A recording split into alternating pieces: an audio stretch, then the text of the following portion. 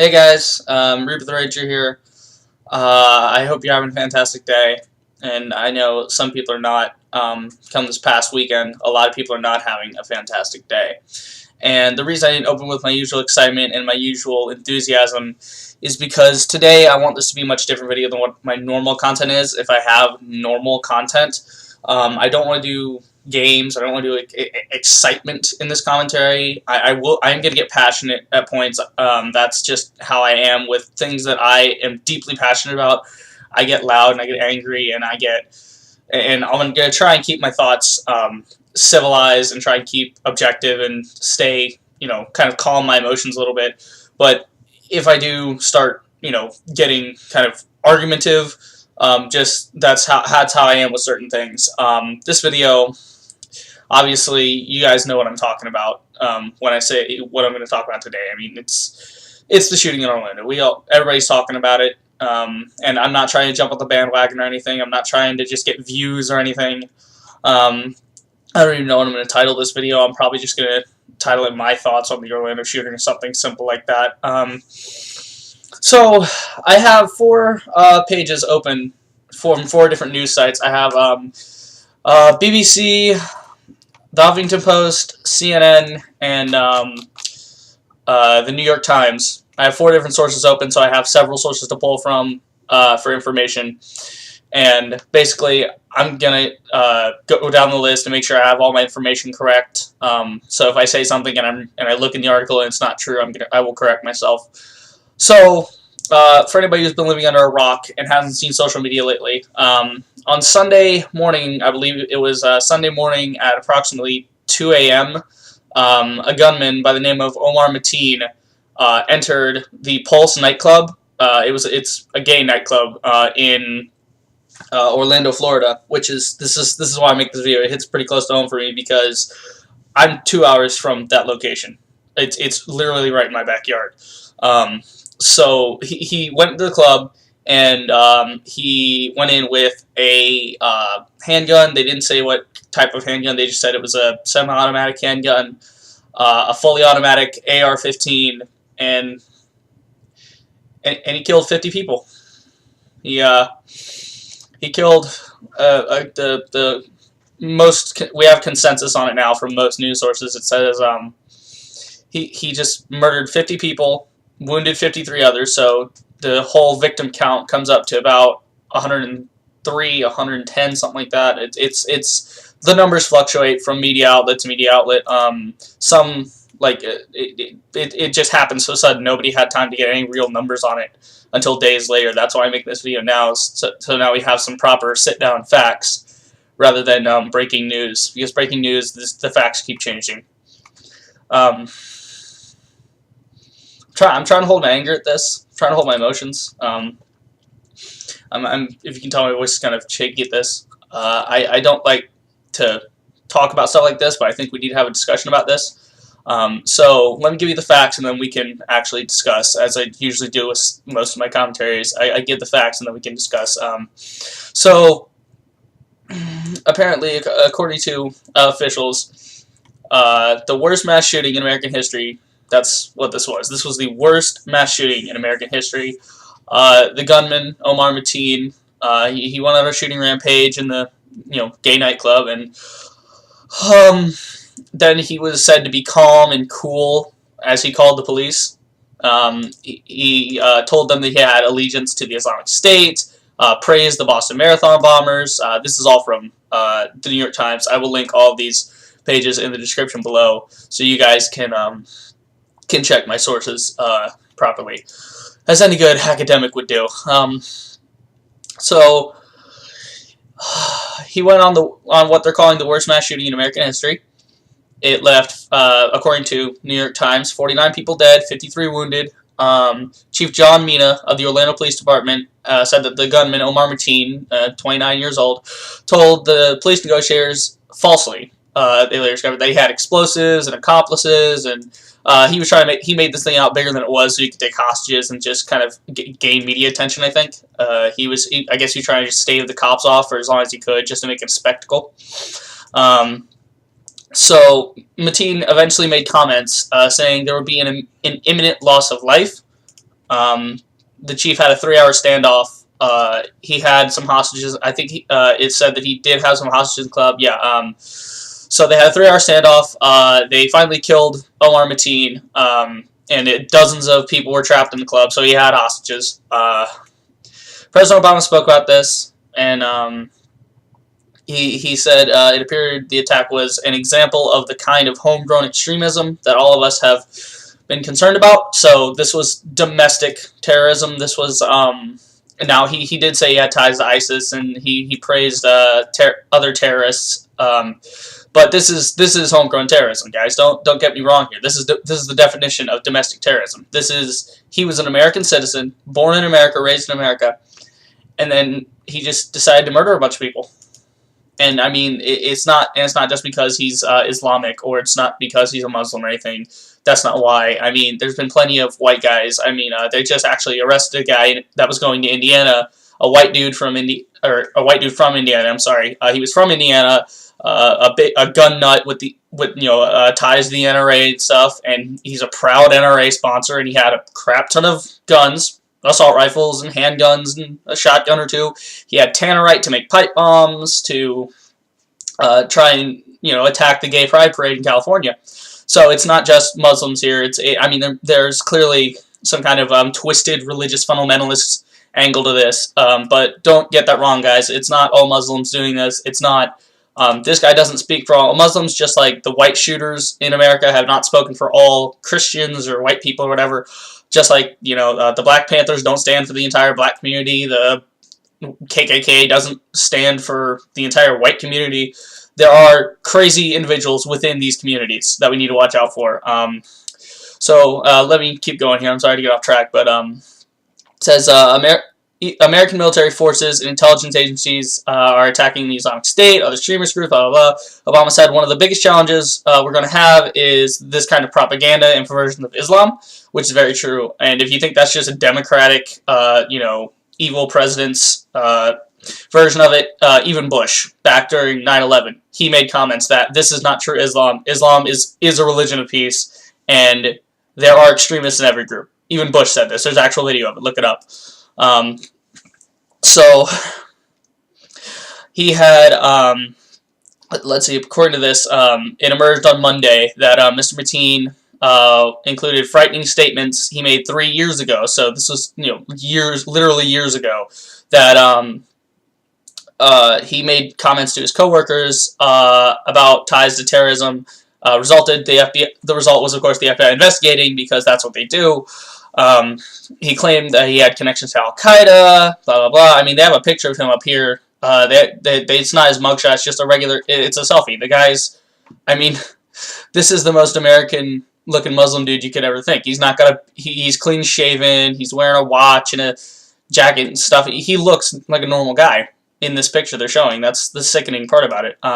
Said he was a member of Hezbollah, all this stuff. And, let's see, Mr. Kami, which is, I guess, he said he hoped that law enforcement would raid his apartment and assault his wife and child so that he could martyr himself. Sorry, buddy, that didn't happen. You're going down with your crazy ship, and nobody's going to look on you with favor. Let's see, our investigation involved introducing confidential sources to him, recording conversations, following him, so typical FBI stuff. He said he admitted making the statements with his coworkers, or to his coworkers, but explained that he did it in anger because he thought his coworkers were discriminating against him and teasing him because he was Muslim. Okay, discrimination's not cool. Go to a lawyer about that or something if you feel like you're being discriminated against. Nice excuse there, buddy, but he made the statements because they thought they were teasing him about being a Muslim. Like, really? Nobody should get teased for their religion? I don't think that's cool. I'm very against religion myself. I think religion is just mythological brainwashing, but that's me. Anybody can have their religion. I'm not going to tell you can't, so long as your religion doesn't harm other people. So if we keep going down here, it says that, let's see, I'm trying to skim this, honestly. So the government of Saudi Arabia reported on Monday that Mr. Mateen had traveled to the country twice for a religious pilgrimage known as the Umrah. the Interior Ministry said he had visited in March 2011 for 10 days and March 2012 for 8 days. I don't know how that's relevant to this case, but apparently it is. So that no, we have no indication that this is from Mr. Comey. I'm guessing that's the guy that's head of the FBI investigation against him. It says, so far we see no indication that this was part of a plot directed from outside the United States, so it seems to be an isolated incident. So Mateen had a chilling history, including he talked about killing people, he beat his wife, he voiced hatred against Jews and gays, and of course, you know, most of the victims in the club were gays, Latinos, or both. His father is an Afghan immigrant, right? So his father came over, and then he was born here in the United States, which makes this all the worse, because it's not like he came over and he's a foreigner that's doing this. He's not foreign. He was an American. He was an American citizen. I mean, he still is. He was an American citizen that decided to murder a bunch of innocent people. It does. I don't care what citizen you are. I mean, yeah, you're a product of your raising, but it's insanity. It said that Sadiq Mir Mateen, his father, said that he has said that his son was particularly enraged by seeing a same-sex couple kiss. You can be mad all you want, buddy, but that doesn't mean you get to take your violence out on other people. You don't get to violently act out against other people. The older Mr. Mateen, the father, he said in a video he posted online that he believed it was up to God to punish gays. But on Monday, the father, teary-eyed, told reporters that he had no inkling of what was to come.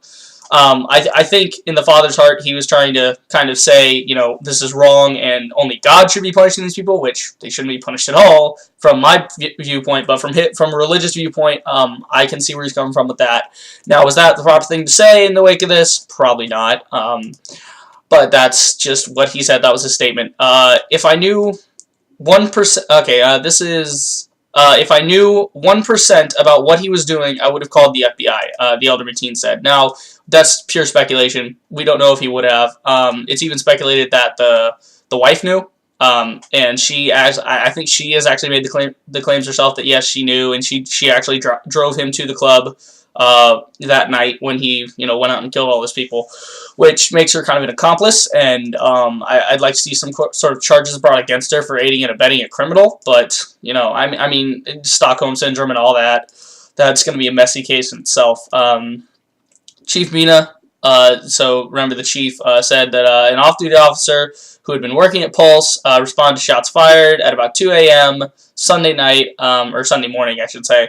Additional officers rushed to the scene, he said, and entered the nightclub. They engaged in a gun battle with Mr. Mateen, forcing him to retreat to a bathroom where officers believed he had 4 to 5 hostages. About 15 to 20 people were in another bathroom. So, this guy, when cornered, you know, like any rat or rabid animal, decided, you know, okay, I'm cornered, so I'm going to back in here and hide behind other people because I'm, you know, that's that kind of guy.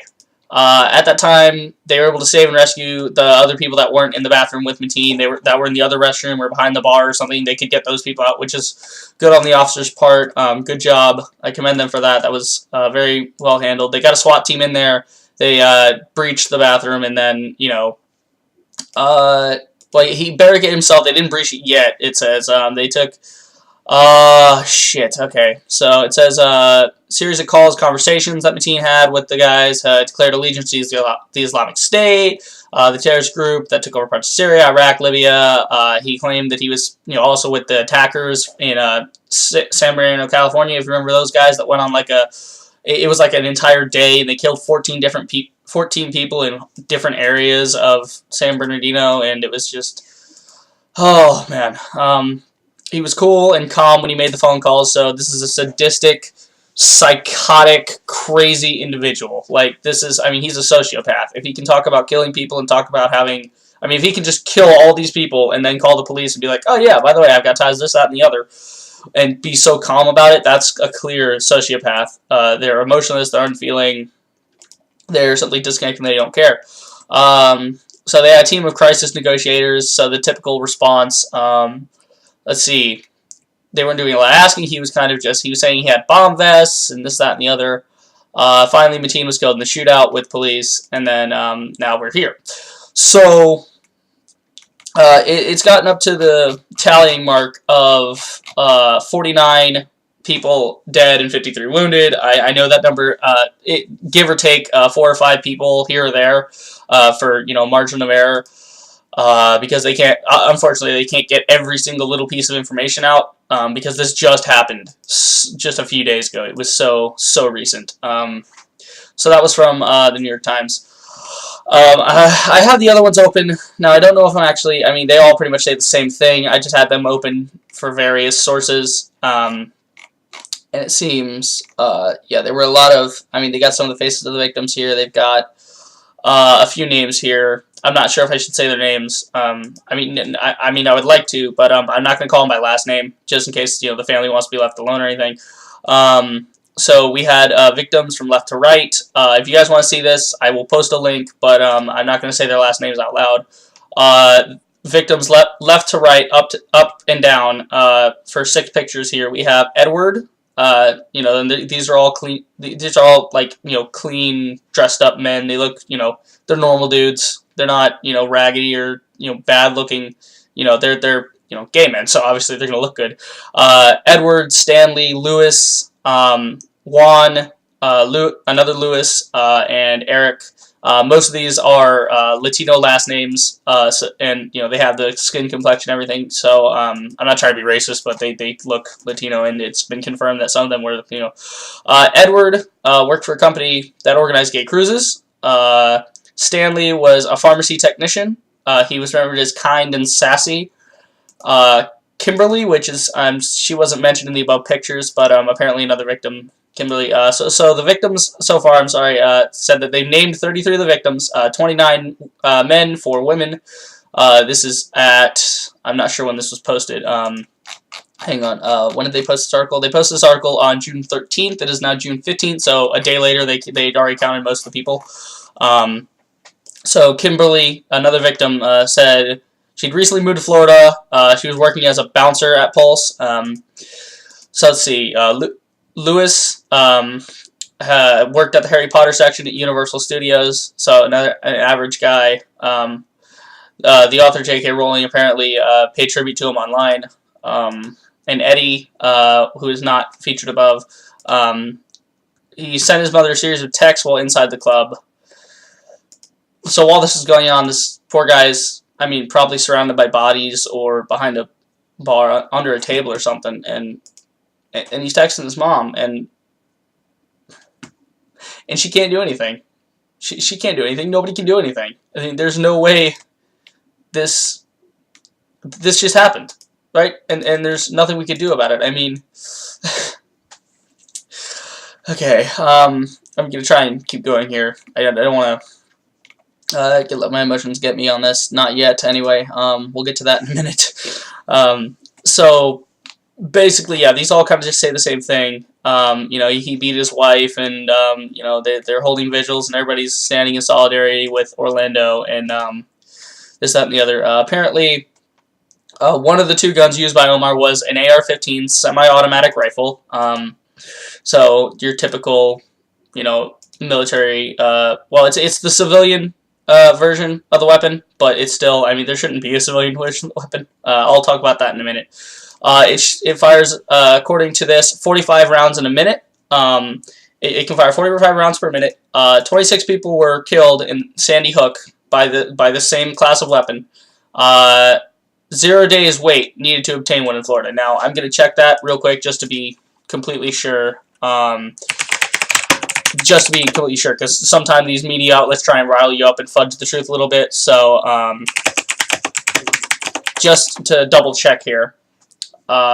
Shockingly easy to buy an AR-15. This is from time.com, so I'm guessing it's tied with Time Magazine. So let's see here. We scroll down.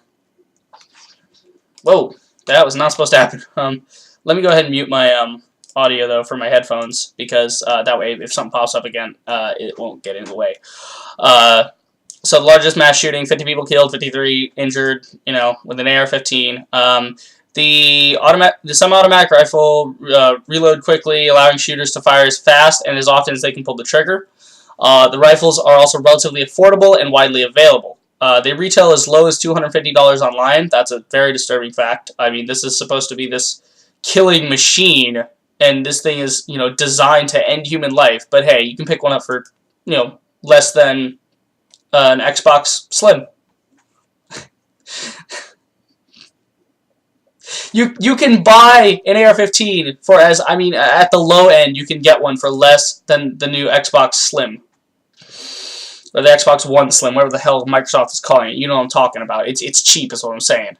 The average price is about $1,000 to $2,000. So for the same price as a decent, you know, an okay gaming PC, you can buy an AR-15 and kill 50 people. Isn't that convenient? 2012, U.S. civilians were estimated that 2.5 million and 3.7 million we're using an estimated 2.5 million and 3.7 million AR-15 type rifles. I'm not sure why they have the 2 million separated. I'm not sure if I'm reading that correctly. But basically, at the low end, they're using 2 million ARs. I mean, why are there 2 million assault rifles in in my country? Why did 2 million of my people have access to this weaponry? I really don't feel safe with those figures. I really don't. Florida gun laws, like those in many states, are more lax for larger weapons than they are for handguns. I will, of course, leave the link in the description for you guys on this one as well. Now, I'm taking this on face value.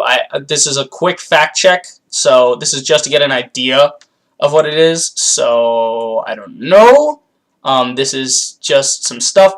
Now, there's other sources here. This is that's a forum. That's completely unreliable then. That's just a forum. Forums are, you know, mess of information. So let me continue here. I'm sorry. Back to quoting the article here.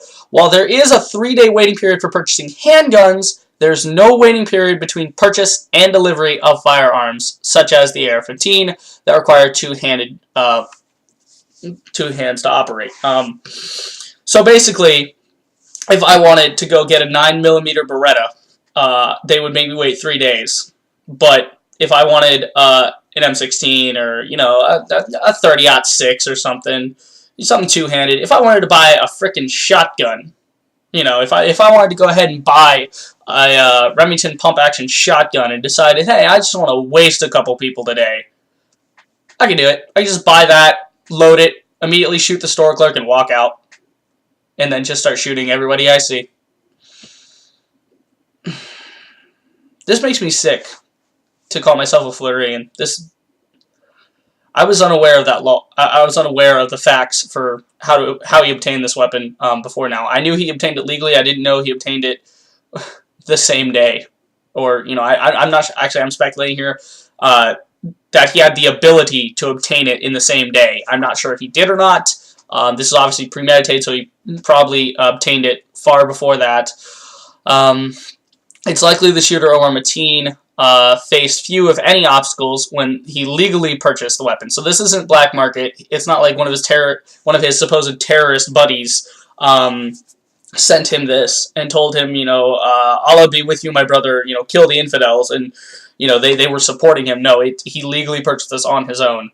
You know, it's likely that he didn't face any obstacles. And I'm saying likely, that's not confirmed, but it is probably likely. I mean, we do love our Second Amendment in this country.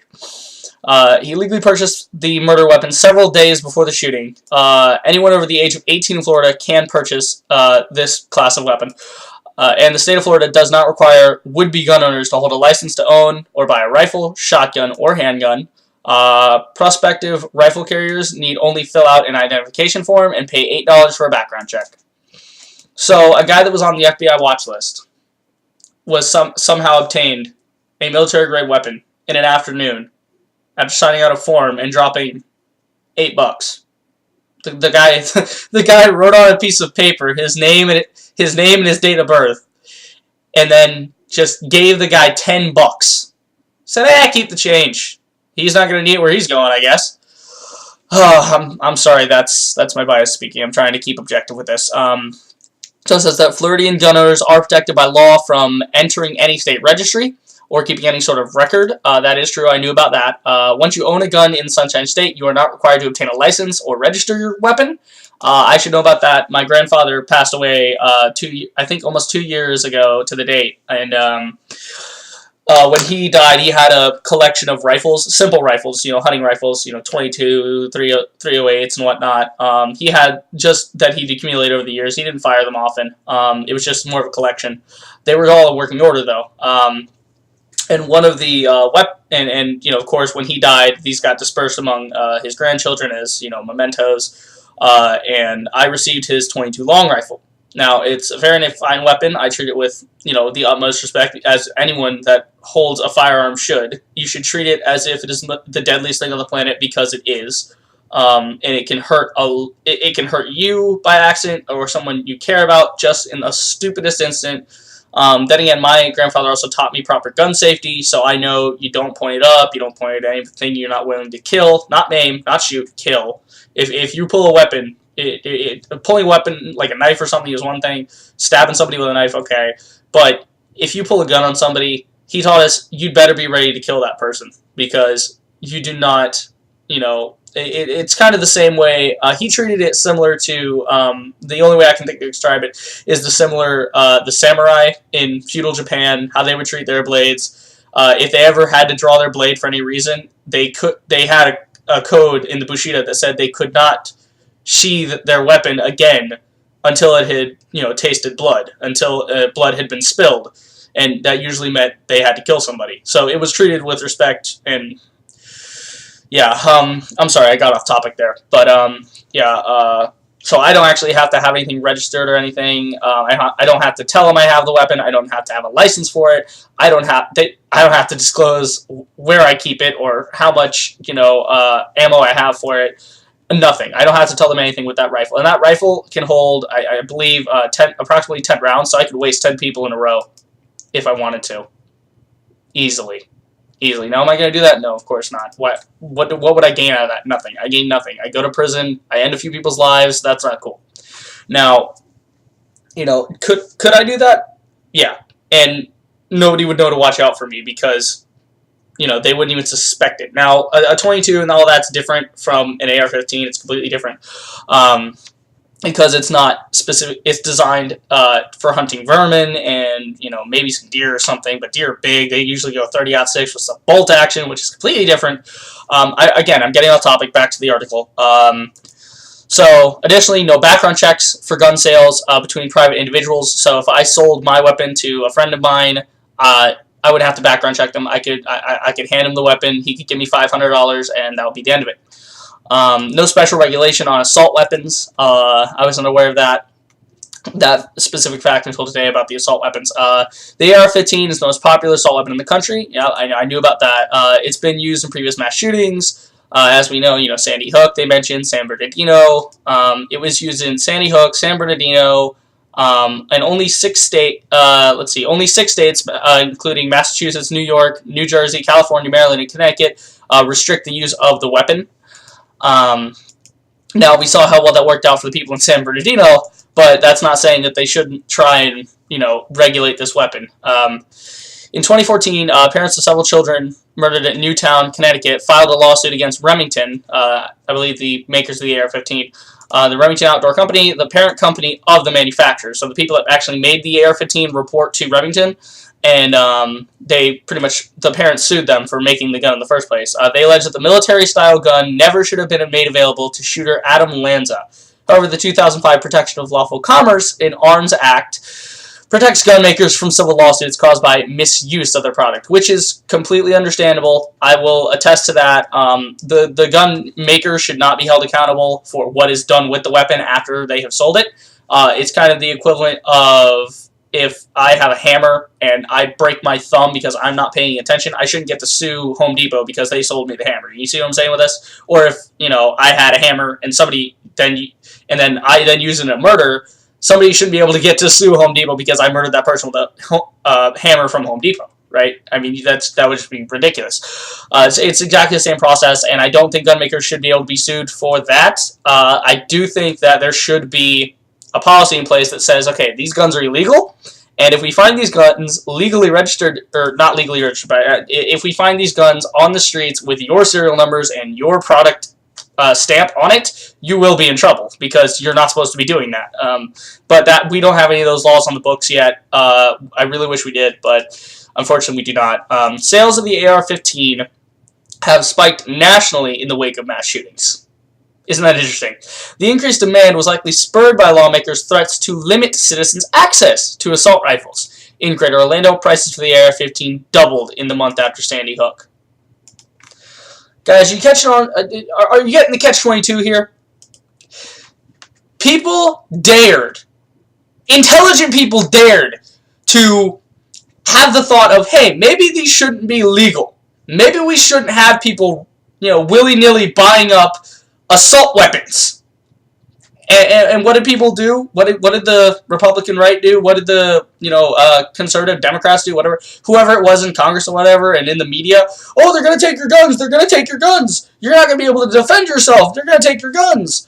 Okay. One, not true. The gun control things are already in place in Australia and Japan, and in those areas, there's nothing wrong. I mean, in Australia, once you're registered, to where they know you're not crazy and you properly know how to handle the weapon, you have to go through firearms safety, a complete 6-month probationary period in a rifle club and everything, just so you can own a handgun, a rifle, and a shotgun, and you cannot own automatics at all. I mean, the people there love it. The citizens of Australia say, yeah, this is a good thing. And amazingly, Australia has had 0 mass shootings since 1996, I believe. I believe it was 1996 that they had their first and last mass shooting, where they said, okay, this isn't good, let's get rid of this. But people decided, oh, they're going to take our guns away, so let me stock up now, that when they try to take it, I guess I'm just going to shoot them. Yeah, and then you're going to go to jail because you've killed a federal officer. You have killed a federal officer. You will be taken to jail. You can't kill all of them. Okay, and eventually you're gonna run out of bullets because you can't just. I mean, if it gets word out that they try to take your gun and then you gotta. I mean, unless Bubba down the street that owns your ammo shop decides, hey, fight the good fight, and then he just keeps selling you ammo anyway, that would make him illegal. So if they can't get the gun from you, they'll get the ammo from him, and they will bankrupt his business if he keeps trying that. But this is the thing, guys. This is the stupidity that follows these shootings. I mean, America has the highest mass shootings, the highest number of mass shootings in the world. And, I mean, women, children, it doesn't matter. A school, a club, the streets of San Bernardino, California. They're just out on the streets, in a mall, something. This is just disgusting. What can be done in this country with these weapons? I mean, 0 weight to obtain in Florida. We slightly confirmed that. I shouldn't have closed that. I'll get that link back for you guys so you can see it. But let's see. The reaction. President Obama called the attack an act of terror, an act of hate, which it was. The presumptive Republican President Donald Trump. Of course, Donald Trump had to chime in with his 2 retarded cents.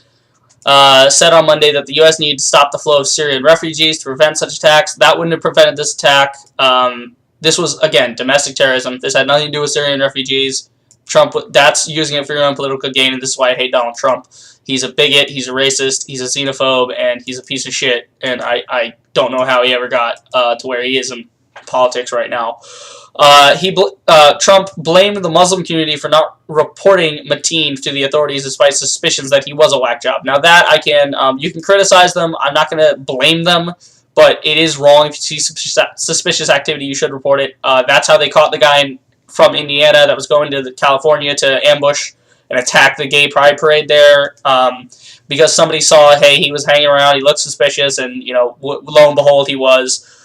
So if you guys see something suspicious, I'm not saying, report every Muslim you see because they could be a terrorist. Don't fear Muslims. But if you see somebody, kind of shady, hanging around, scoping a place out, maybe call the cops, maybe have them looked at, because it might be, you might save somebody's life. If somebody had done that in this case, they would have saved all these people's lives.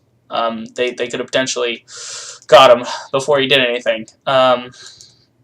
So another issue with this case that people are talking about, is the flags being lowered to half-mast. To my knowledge, now I don't have information to back this up as of yet, but to my knowledge, some of the men and women that died in the incident at Pulse, they were veterans of the armed forces, so it's duly so that they should lower the flag. And even if they weren't, I still say lower the flag, because I mean, this is the greatest mass shooting tragedy in all of American history. I mean, this is almost as bad as what happened in Sweden. There was a guy that was like a white supremacist, neo-Nazi, that he killed like 77 people in one afternoon. And then, I mean, it's crazy what's happening in this world. So the worst mass shootings in the U.S. in the past 50 years, they have kind of a chart here. Now, I'm not sure how accurate this is. It says they have the source is the FBI itself, so maybe going all the way back, let's start 1999. Columbine, Colorado, 23 were injured, 13 dead. 2009 saw New York, 4 injured, 13 dead in Binghamton, New York. Fort Hood, Texas, that'd be 32 injured, 13 dead. San Bernardino, California, just last year, was 21 injured, 14 dead. Killeen, Texas, 1991, 20 injured, 23 dead. Sandy Hook, Connecticut, 2012, 2 injured, 27 dead. Sandy Hook Elementary. The dude went into a school and killed a bunch of kids, and we're doing nothing about this. This was 4 years ago. 4 years ago, a man walked in with the exact same weapon and said, "You know what? I'm going to murder all of you children for no reason." Virginia Tech in Virginia, 2007, 17 injured, 32 dead. And finally, just recently, Ocala, Florida, 2016, according to this chart, 53 injured, 49 dead. Comparably worse than every other one. I mean, it's the only other one that comes close to that amount of injury is the 2009 Fort Hood shooting, and that's trailing by 21. That's trailing by 21 injuries. And then the closest death toll would be Virginia Tech, and that's trailing by, God, that's still 17. That's 17 less dead people. That's 17 people that didn't die. I mean, this is, when they say, they're not exaggerating when they say this is the worst mass shooting in American history. This is, by the numbers, the worst that has ever happened. The most injuries, the most loss of life suffered. The death toll means that Orlando attacks surpasses the 2007 massacre of Virginia Tech, just like I said, which left 32 people dead. According to the crowdsourced mass shooting tracker, we have a mass shooting tracker now, that's convenient, the U.S. suffered 372 mass shootings last year, defined as a single incident that kills or injures 4 or more people. Some 475 people were killed, another 1,870 wounded. So, last year alone, we lost 475 people died as part of mass shootings. Now, what they consider a mass shooting is 4 or more people, which, that's quite a few people. I don't know if I would consider that a mass. A mass, I think, would be like 10 or more, but even I mean, anything more than 2 people is too many. Anything more than 2 is too many. I mean, I'm not saying it's okay to go out and kill 1 person. I'm just trying to say that it's wrong. This is wrong. This should not be happening. And I know we don't live in shitland, and the world ain't perfect, and reality sucks. I know that. I'm a very cynical person. Trust me, I know. Life's a bitch, then you die. But cities around the world are flying the gay pride flags, so, I mean, they're doing for Orlando what the rest of the world did for France during the Paris attacks. And it's good to see solidarity, even if it's faux solidarity between nations. I mean, I'm not sure how many people are. I mean, the civilian populations, I can understand them giving solidarity to the community. I can understand civilians around the world coming together for something. The government officials, I don't know. Maybe they're doing it for political gain. I can't really speculate on that. It's just. It's horrible. It's absolutely horrible. I mean, here's one from the Huffington Post. They're talking about they don't have the next of kin, you know, all the regular stuff that we saw in all the other reports. It appears the shooter was inspired by various extremist information that was disseminated over the internet. That's what Obama said. This was from President Obama's little speech about it. The one thing that we can say is that this is being treated as a terrorist investigation, as it should be. No indication that this plot was directly directed outside the United States, etc., etc., etc. The timeline, they got a very nice breakdown of it. They covered it very well. So this is all the same stuff we've seen again and again and again. I mean, there was even, there's a picture here of a man from the SWAT team he's holding a helmet from the Orlando Police Department. It says, pulse shooting in hail of gunfire. This is on Twitter. In hail of gunfire in which suspect was killed. OPD officer was hit. Kevlar helmet saved his life. There's actually a straight bullet hole inside this helmet, and thank God for that because, well, no, not thank God for that. Thank the guy that made the helmet for that. Because, you know, he took the time, he said, let's make something to protect people, and he protected somebody that day. He protected that officer. That's one less dead on the death toll. Pulse is supposed to be a place of love and acceptance. Like I said, it was a LGBT meeting place. It was a gay club. There's no other way to say it. It was a gay bar. It was a club. It was a place for gay people to hang out. And gay people are some of the happiest, most, you know, outgoing, fun-loving people out there. Because they've had to be with a society like ours, where we repress anything that's different and we hate anything.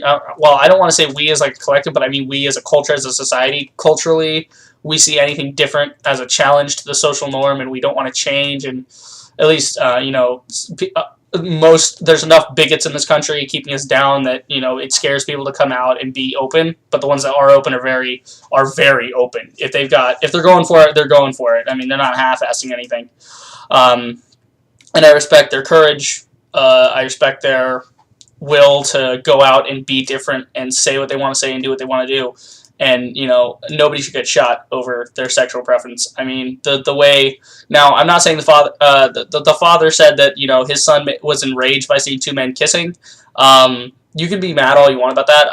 It's just don't turn it into violence. You can go home, and he could have just joined one of those angry Facebook pages and sat there and agreed with all the other bigots and hating on people. That would have been fine. I would have no problem with that. That's free speech. He can... you know, he can be in his little hate speech corner all day, so long as he doesn't actually do anything. I don't approve of that kind of speech, but it is covered under free speech. It sucks. Unless they're directly threatening individuals, then it's. I mean, short of that, you're really going to have no way to legally go after them, or, you know, go after them in any way. Actually, so yeah, this is just another one from CNN covering all the lives lost and everything. It's insanity. It's insanity. So I spent a long time looking at that. I mean, this is 40 minutes in. I mean, I don't know if I'm taking too long on this.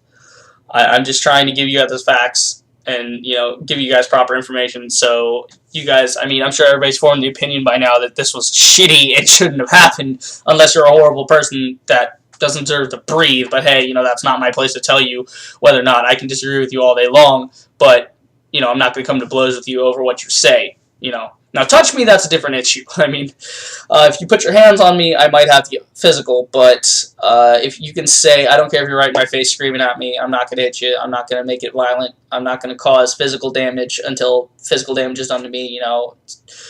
But, it just, yeah, so it sickens me. I mean, I don't have words for this. I really don't. There's no words for this. I'm desensitized by this. There's been too many mass shootings. I see this and I'm like, oh, another one. Oh, another one. Well, I think this needs to be the last one. I think we need to take a good hard look at our supposed Second Amendment right and see what exactly that should entail. We should see about taking some of these really dangerous weapons off the streets. You know, the AR-15s, the AK-47s. These are weapons of war. I mean, these were designed for the military. Why are they in civilian hands? You know, oh, it's to protect my Second Amendment right, and if the government tried to come take over, then we can defend ourselves. Really? Dude, it's 2016. The government doesn't give a shit about taking over. The government's already taking over. And what people tend to forget is that there's strength in numbers. So if you have solidarity with the rest of the civilian population, they can't really do anything to you. I mean, yeah, they can kill you, they can torture you, they can lock you in your houses, but at the end of the day, if you outnumber them, you can cause some serious damage yourselves. I mean, even if you don't outnumber them, if you didn't see, I'm trying to say this in the correct way. I'm trying to say it so people don't get the wrong impression. I do not support tyrannical dictatorships. I don't support government takeovers. But what I also don't support are nut jobs thinking that it's fun to personally own an AR-15. Now, if you had a well-regulated militia, like the second half of the Second Amendment says you should, the Second Amendment doesn't stop at right to bear arms. It goes on. It says the right to bear arms and form a well-regulated militia. Now, I have no problem with militias. I have no problem as long as, like I said, well-regulated. They're not nut jobs sitting around agreeing with themselves. They're practicing and drilling and doing whatever they want to do. That's fine. And if you want to have those people, those specific people have access to these weapons, as long as they are kept at a secure compound area that the club agrees on and that has some kind of two-key proper system in it to where not one individual can't access the firearms themselves, and it takes, at least 2 personnel to get into it. I mean, that's how we treat our nukes, right? Like, it takes at least 2 people to launch a nuclear missile, and that's after they get the authorization code. So we have checks and balances for that, but let's not have checks and balances for, 2.5 million weapons that are currently on the streets somewhere in somebody's house, and they don't even have to tell us if they have it or not. I mean, we don't know who has the guns. We don't know how many. We don't know how much ammo they have. We don't know. I mean, we don't know what they're planning with them. I mean, they could just be simple collectors, and they could be, simple gun enthusiasts, and that's fine. But the ones that aren't have proven that, I don't want to do the whole a few bad apples spoil the bunch thing, but when it comes to human lives, yeah, a few bad apples do spoil the bunch on this one. There's just been too many mass shootings. We got to do something here, guys. I mean, we need gun control. That's evident now. I mean, that's completely evident that. I mean, if you don't see it by now, you're just never going to see it, and you're just an idiot. Because 50 people died. Let's not beat around that fact. Let's not beat around the bush. Let's not go around that fact. 50 human lives were extinguished on U.S. soil. My God, do you remember 9/11? 3,000 people died. We're still not over it. We still remember those people. And when what? 10, 20, 30, 40, 50. What, does it have to hit the hundreds before we get some gun control? Does it have to be 3,000 people in one afternoon by some, nut job dropping bombs? I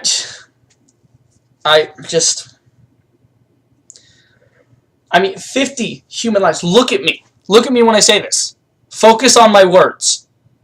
50 human lives were ended 3 days ago. In the span of 72 hours, 50 human lives are now gone. No, I'm sorry, not in the span. It's only been 72 hours since it happened, and we're still not talking about gun control. That should have been the first thing on the table. I mean, this happened in the span of, he entered the club at 2 a.m., died at 5 a.m. In 3 hours, the man ended 50 human lives. In 3 hours. Could you imagine how many people that would kill a day? Want to do the math? Let's do the math. 24 divided by 3. 8. 8 times 50? 400.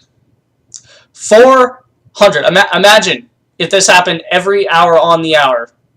I'm sorry, every 3 hours. Every single day. Do you realize how soon people would be calling for gun control? Okay? That's 400 people a day. That's 400 a day, 2,800 a week.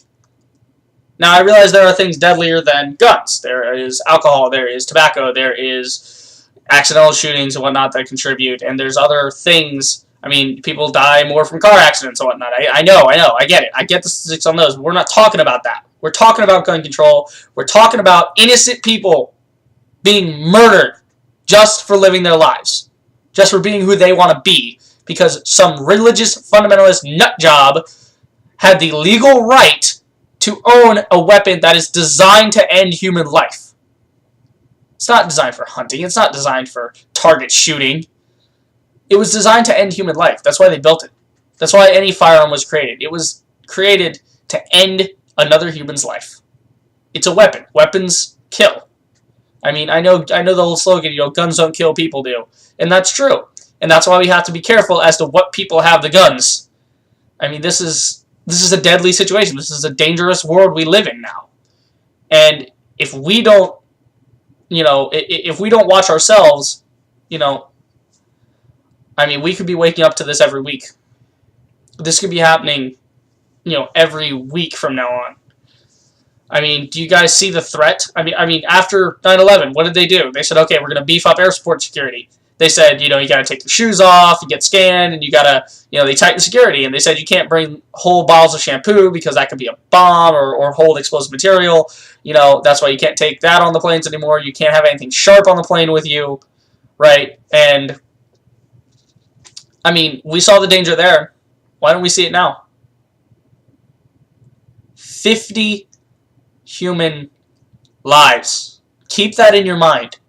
If you ever think that maybe we don't need gun control or, maybe it wasn't that bad, 50 people died, man. 50 human beings who had hopes and dreams and aspirations snuffed out in their prime. They weren't there to have fun. They went there to live their lives. They wanted to go to that club to have fun, to hang out with their friends. I mean, one guy, he went to the club with his mom, or his mom was picking him up, I can't remember, but he and his mom were in the club together. He had just come out to his mother, and he took her to the club to show her, and mom died. He survived, but the mother died. A mother died, with the last thing she knew is that her son came out. And what happened when all those sons came out and publicly, did this? This happened. And how did this happen? Well, he didn't do it. It wasn't a pistol. Wasn't a shotgun. The weapon of choice was an AR-15. We need gun control. We need to keep people safe. I mean, I'm not saying we need to give up all our rights just for safety. We don't need to give up our freedom for safety, but there are some things that we just can live without, and we do not need. 50 human lives. A man chose to end 50 human lives. Are you listening to me?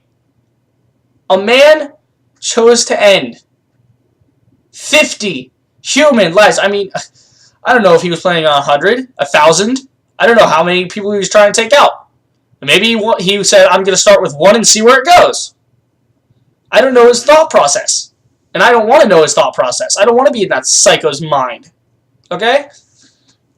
It's people like that deserve to be nowhere near firearms. It's people like that deserve to be in mental asylums. It's people like that need to never be allowed near the sharp objects. Why? Because they're dangerous.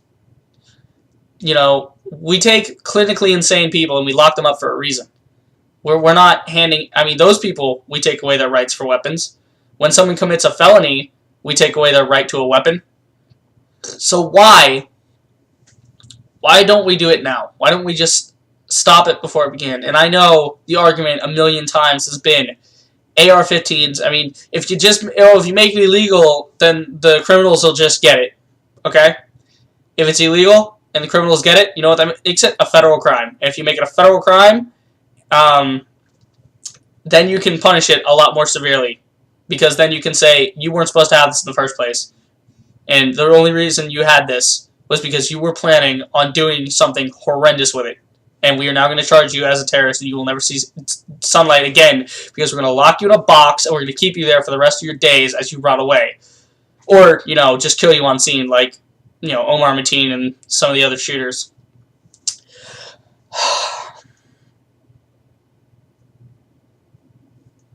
I mean, no capital punishment will bring them back. Nothing we do now can bring back those 50 people. But maybe what we can do now is save the next 50, and the next 50, and the next 50, and the ones after that, and their children, their children's children, from ever having to witness this. I have grown up in a strange time. I am going to be 20 years old in 3 weeks. In 3 weeks' time, I will be 20 years old. I will have seen, I will have seen 20% of the, I'm sorry, is that 20? I'm sorry, I'm mistaken here. I've seen a good chunk of the 21st century so far. And I don't like what I'm seeing. Humanity has the potential to be so much more, and yet we don't do what's necessary to evolve and to grow as a culture and as a people. And I'm not talking America, I'm not talking Australia or Japan or Norway or France or Sweden or China. I'm talking together. Human beings. We've proven that in times of crisis, in times of solidarity, we can come together.